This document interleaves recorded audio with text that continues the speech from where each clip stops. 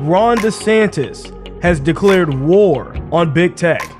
This is massive, and he has some awesome suggestions that would really change the entire landscape of how big tech operates today. So going through a little bit of this article, this is New York Post reporting.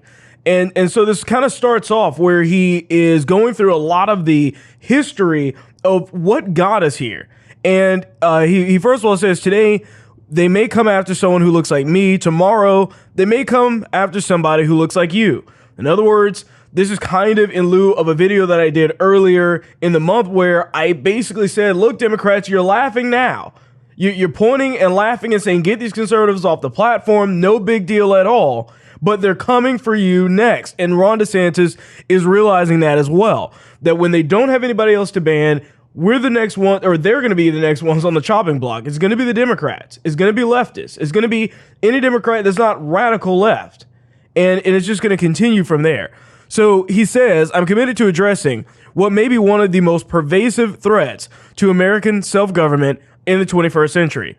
And he's absolutely spot on here. I mean, big tech is the biggest threat because when you don't have the voice to say anything, when these random entities basically tell you that you cannot speak, that you are not able to have a platform here because of your views being different, that's when everything all of a sudden becomes very, very dangerous, especially when you look at the cases that he goes through. And he talks about the Trump account being suspended. He said, due to the risk of further incitement of violence after January 6th and the Capitol riots. And then you had everybody from the Trump account basically move over to Parler, and then they take away the Amazon servers. Now Parler's gone and still not up. And then he says, what about the 88 million Americans who chose to follow Donald Trump? Sorry, content moderators on Twitter, they pulled the plug. Simple as that. They don't care about any of this. But he goes on and says that what really scared me was the decapitation of Parler. Big tech has come to look more like Big Brother each passing day, which is exactly right. They're in this space where they're basically saying, look, you have some views that we don't agree with, but we're going to just tell you some suggestions about what you should do. And if you don't follow them, you're gone. You're punished. And I would say they're more looking like this really angry parent. And they're just telling you all of these things you need to do. And it's more than a slap on the wrist. You're just gone. You're kicked out of the house because you apparently can't belong there in this space. And he goes on talking about the Hunter Biden story. He says the Hunter Biden story was true. The typical corporate media outlets chose to ignore it.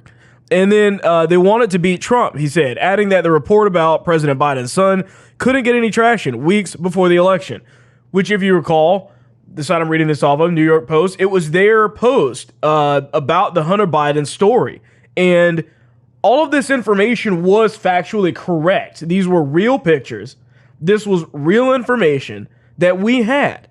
And Twitter just took the entire post down. Why? We don't, I mean, really all that we can use to explain it is just the fact that they just didn't want it to hurt Biden. They didn't have a justifiable reason to do it. They couldn't call it fake news. They couldn't call it disinformation because these were real photos. There's nothing out there proving that those things were not correct. But they did it because they were trying to protect Biden. And a lot of people have already forgotten about that. But that was a really, really big deal when it happened. And so then he goes on and he's saying, you're trying to tell me if there's hacked information that could damage me, you guys wouldn't print it. Give me a break. And pointing this out, they'll protect Biden no matter what. But the second that it's a conservative that is on the chopping block for something, they don't care if it's false. Think of how many fake stories came out, lies from Trump, misinterpretations that they had about what Trump said. And it just went up on the front page and nobody said anything. Twitter didn't pull that post down. They didn't put anything underneath it saying it needed more context at all. They let it stay because they knew it would hurt Trump, and that's what this is all about. So what is DeSantis proposing? He's saying that or at least he's suggesting some fines of $100,000 per day for deplatforming political candidates. So one of the big things is that if you know who Laura Loomer is, she was basically extremely deplatformed, like off of everything. She can't even get a ride on Uber anymore. And all of that stuff is attributed to her being somebody that they didn't like. They didn't like the way that she did it. And she was one of the first people to really get banned like that. And she was running for government in Florida, and they continued to not allow her to have a Twitter, to keep her from having a Facebook and all of these other sites and things. And none of that was restored. And yet she was a candidate. And it was ridiculous that nobody really allowed for that to happen, or allowed for her to actually have an account there. It's pretty crazy. And so it wound up basically making her the first candidate running for government that didn't have access to like pretty much all of the social media platforms that are out there.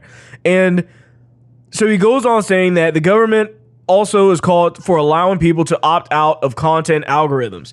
This is massive. So if you've been on Gab, if you've ever been on Parler, there are no algorithms that basically do anything. Now, what are algorithms? Basically, in short, algorithms are meant to give users the information that the site feels that they should see. Okay? The point is that if you're on Twitter or YouTube, if you're watching this video, chances are if I release another video, then you'll see that in your suggested videos. And if maybe you watched one of my past videos, you're seeing this one here pop up as well, because that's how algorithms work. But the problem with algorithms is that they can be skewed, they can be manipulated, and they can say, oh, we don't like what this guy is saying, so even though you're following me, subscribe to me, whatever it is, you won't be able to see these videos pop up in your feed unless you go directly to my channel or directly to my Twitter page. That's what we're talking about, is giving people the option to opt out of that silliness, because there's always going to be a chance of things getting suppressed. Another thing is also requiring notification about changes in terms of service and providing the right citizens the right of citizens to take legal action if these conditions are violated. So the big thing, terms of service, oftentimes they change and they won't tell you.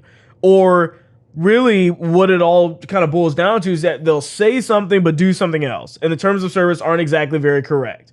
And this is kind of just an argument for transparency. These platforms need to be transparent about what it is they're doing. I think most conservatives would agree. The problem is not so much that they're just simply censoring people, it's the fact that they lie about it. They tell you that they're for free speech. They tell you that they don't censor conservatives, that they're only censoring fake news, but they forget that that's what they're doing. They're still censoring us regardless. So DeSantis announced that under his policy, the Florida AG would be empowered to bring cases against tech companies under the Unfair and Deceptive Practices Act. And then he said Florida should have the privacy of their data, or Floridians should have that, and personal information protected, their ability to access and participate in online programs protected, and their ability to participate in elections free from interference from big tech protected as well. So the big takeaway here is DeSantis is on the ball with this kind of stuff. And this is a massive deal. Hopefully all of this goes through and other places follow suit. Other people start paying attention to this kind of stuff, because something needs to happen. And when you have these big tech overlords basically telling you what you can and cannot do and what you can say and can't say, it turns into this massive fight and struggle against them. And once we're gone, we have to go somewhere else. That's the only thing that we can really do until they let up on these rules. But regardless, we have the right to be here just as much as the crazy left-wing people that are basically racist. So either way, we'll see where this goes. I'll definitely keep you updated on that, and I'll be covering a little bit more of this on my show tomorrow as well. But with that, thanks for watching, and I'll see you on the next one.